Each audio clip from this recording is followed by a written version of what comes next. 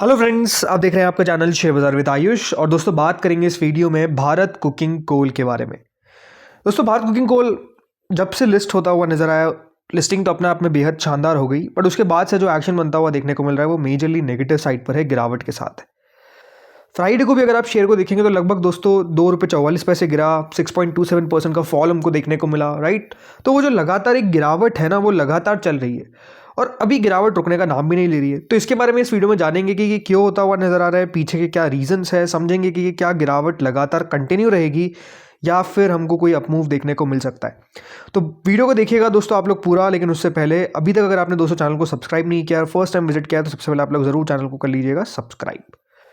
दोस्तों Bharat cooking coal जैसा मैंने कहा, लिस्टिंग के बाद से अगर आप ओवरऑल नोटिस करेंगे तो ये शेयर जो है वो फ्राइडे को तो 6% गिरा ही है, बट ओवरऑल लिस्टिंग से करंट जो लेवल्स है वो याद रखिएगा कुछ इस प्रकार से कि शेयर 10% याद रखिएगा टूट चुका है। यानी जब से लिस्टिंग हुई है 10% याद रखिएगा ऑलरेडी स्टॉक करेक्ट आपको होता हुआ देखने को मिल गया। पहले भी देखिए हमने इस पर लगातार वीडियो बनाया और आपको मैंने एक ही बात कही थी कि अगर कोई लिस्टिंग इतनी धमाकेदार देखने को मिल रही है जिसमें 95-96% के रिटर्न्स आपको लिस्टिंग पर बनते हुए देखने को मिल रहे हैं, तो उसके आगे और ज़्यादा गेन एक्सपेक्ट करना वो अपने आप में देखिए थोड़ी सी ज़्यादा हो जाएगा, राइट। वो ज़्यादती हो जाएगी कंपनी के साथ भी, बिकॉज एक बात आप समझिए कि 96% लिस्टिंग गेन का मतलब ये है कि निवेशकों को देखिए जितना कंपनी रिटर्न दे सकती थी लिस्टिंग पे उतना उसने देने का काम किया, और उसके बाद दोस्तों मुनाफा वसूली बनना ये एक स्वाभाविक सी बात है, ये होता ही है, जो एग्जैक्टली आप कह सकते हैं शेयर के साथ हुआ, राइट। 96% यानी इसका मतलब ये है कि बात ध्यान रखिए, जो शेयर का 52 वीक हाई है, जो 52 हफ्तों का हाई है, वो कितने का है? वो लगभग दोस्तों 45 रुपये का है। और अब दोस्तों शेयर कहाँ पे ट्रेड कर रहा है? 36.15, मतलब इसने फ्राइडे को याद रखिएगा लेवल छुआ है। तो ऑलरेडी देखिए 9-10 रुपये के आसपास का फॉल तो हमको आता हुआ देखने को मिल गया है। इसके अपर प्राइस जो इसने 45 रुपीज़ का लेवल टच किया था, जो ऑलमोस्ट इसका लाइफ टाइम हाई आपको देखने को मिलता है, बिकॉज अभी तो दिन ही क्या हुआ है। बट बात क्या है कि सेलिंग जो है वो परसिस्ट कर रही है। वो ऐसा नहीं है कि दोस्तों आपको एक दिन आती हुई नजर आती है, लगातार आती हुई देखने को मिल रही है।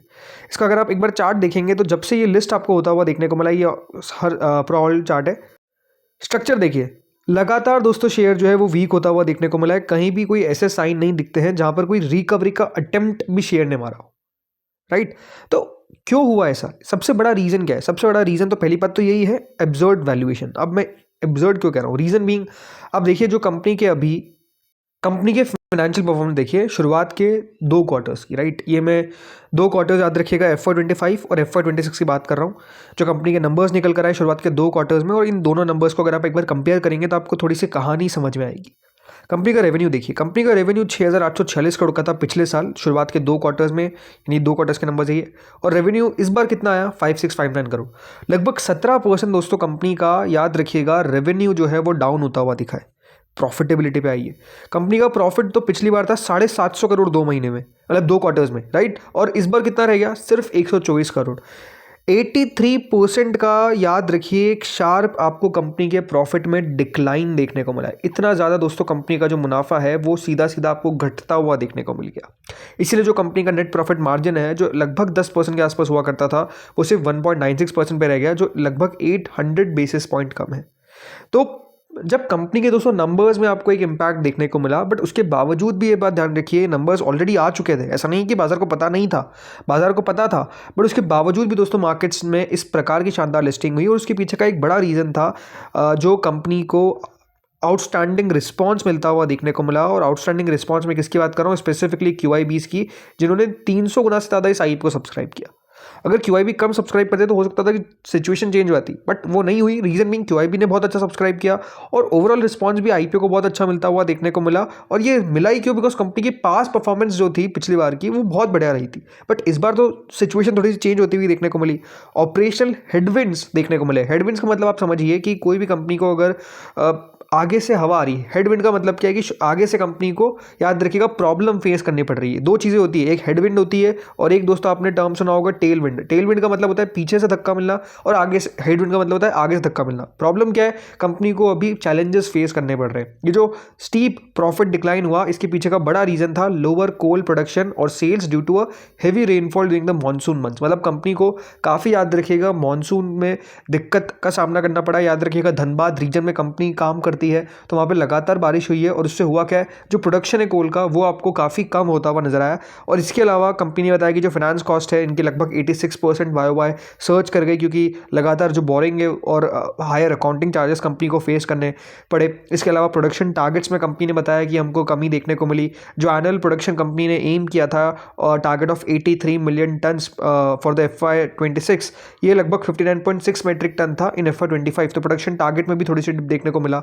इसके अलावा डेट प्रोफाइल जो थी कंपनी की वो लगभग कुछ इस प्रकार से थी कि कंपनी ने 1600 मतलब 1559 करोड़ के आसपास का बोरोइंग टोटल रिपोर्ट किया था। तो इन सब चीज़ों को मिलाकर दोस्तों हुआ क्या, कंपनी के जो नंबर्स है वो आपको वीक आते हुए दिख गए।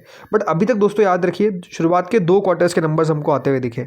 इस बार जब थर्ड क्वार्टर का कंपनी का नंबर निकल कर आएगा, आई थिंक मार्केट्स उसको तो बहुत ही क्लोजली वॉच करेगा, बिकॉज इसमें मॉनसून का इफेक्ट जो है वो आपको थोड़ा सा लो होता हुआ नजर आएगा। ऐसा नहीं है कि बिल्कुल भी नहीं दिखेगा, लेकिन लो दिखेगा। शुरुआत के 2 क्वार्टर से तो कम ऑब्वियस सी बातें दिखेगा। तो बाजार ये देखेगा कि क्या कोल प्रोडक्शन जो है वो फिर से नॉर्मल सी आई है उसमें, या फिर अभी भी कम है, राइट। मार्केट उस पर नोटिस करेगा।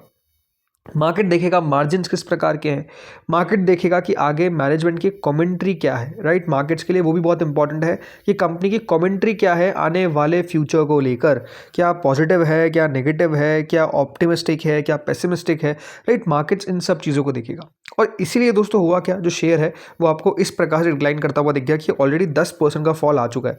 अब कंपनी की जो मार्केट कैप है वो दोस्तों लगभग 17,000 करोड़ के आसपास हमको देखने को मिल जाती है। नहीं, 16,000, हाँ, मतलब लगभग 17,000 करोड़ आप कह सकते हैं कंपनी की मार्केट कैप नजर आती है।